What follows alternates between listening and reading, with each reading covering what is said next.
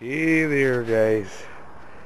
It's me, Alex, your bro-in-law, and I'm talking to you guys via the audio here because I wanted to test out a recorder that I have, and mainly because it's late enough at night where I can't be inside, and I figured this might be, the best alternative since I am a man who favors theater of the mind, just not in an RPG sense of the word. I'm also still sick, and now my voice is pretty bad. But anyways, the thing I wanted to talk about, I wanted to at least respond to some questions on the Vimeo end, and hopefully, ooh, that was a bad one. Take a breather in the midnight air, because I noticed that usually helps quite a bit. Anyways, the first question that I want to answer was by a guy who goes by the handle Mad Nick, and his question was, what was your most memorable character in a role-playing game, and what give some examples basically of why you liked him so much. Now, this is one of the most difficult questions for me to answer because every single character I always play to enjoy, and I always try my best to bring out, different scenarios in terms of reactions for the character. I don't like to manufacture responses, so I try to make it feel as natural and organic as I can. But so a lot of characters I pretty much enjoy every single one of them.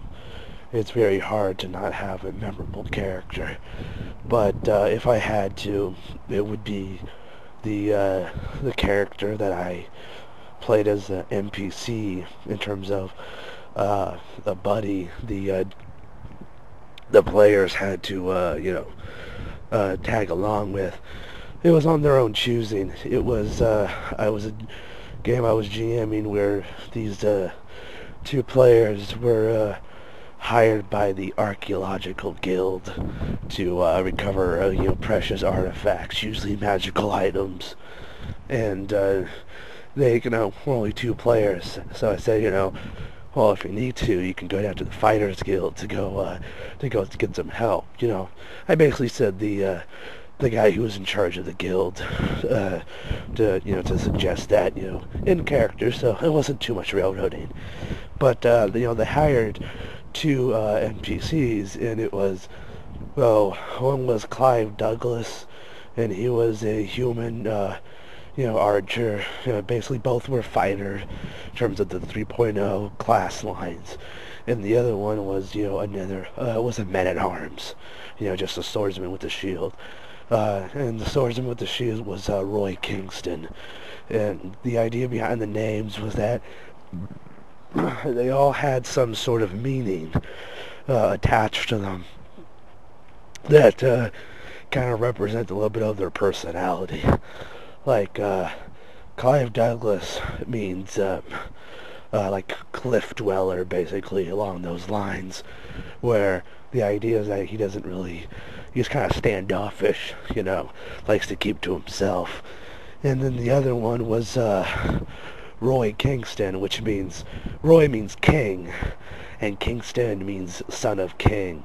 And I thought that would be a nice, a nice title to just be like, just over the top, not being around the bush kind of thing, where it's just, yep, this NPC is hopefully great, destined for great things. And I made him kind of like a yes man. Like, anytime they needed something, from the players, the players needed something for one of them to do something really important, Roy was on the task, because his job was to be substantial at his role. And the thing that I loved about Roy the most during about the 5 sessions we played using those characters was that some of the stuff that he said yes to in terms of like, yeah, I'll do it, was pretty laughable. And I always rolled everything out where like, I treated him like an actual character would, like in terms of for a player.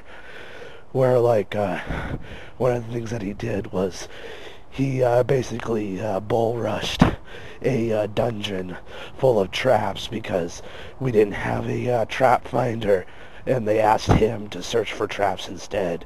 So essentially he had to do a whole bunch of reflex saves as he triggered about 4 different traps, as level 1 characters.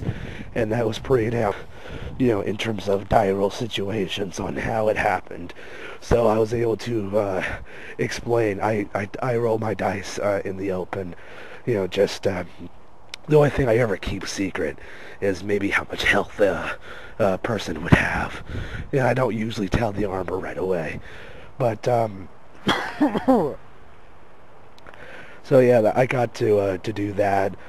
Where like, like a fireball trap launches, it hits his shield, and he gets knocked on his ass, but he's just fine in terms of overall well-being, stuff like that. So that stuff, those kind of things were fun.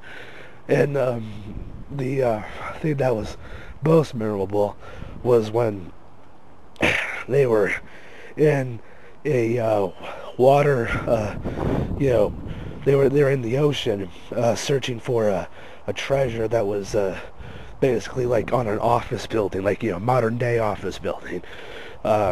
This was a fantasy world, but more like the equivalent of like a post-apocalyptic, if you want to call it that, where it's, it was fantasy, but it was fantasy because their technology was downgraded.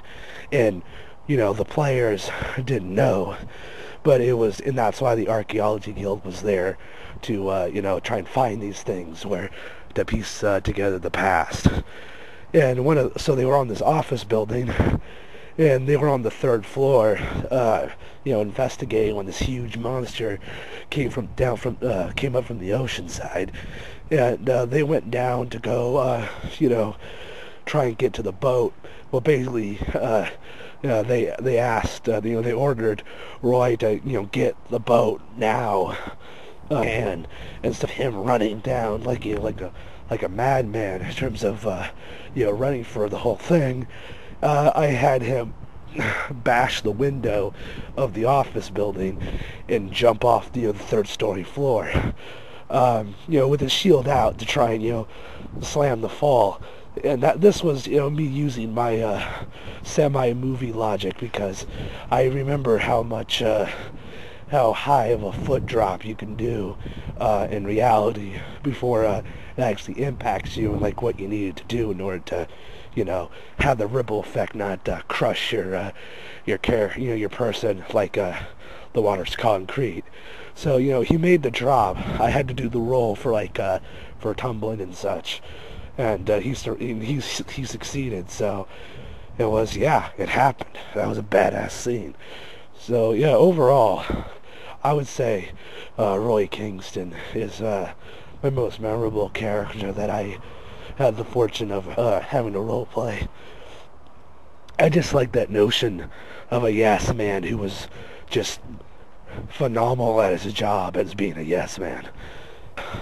That's about it. Thanks for the question.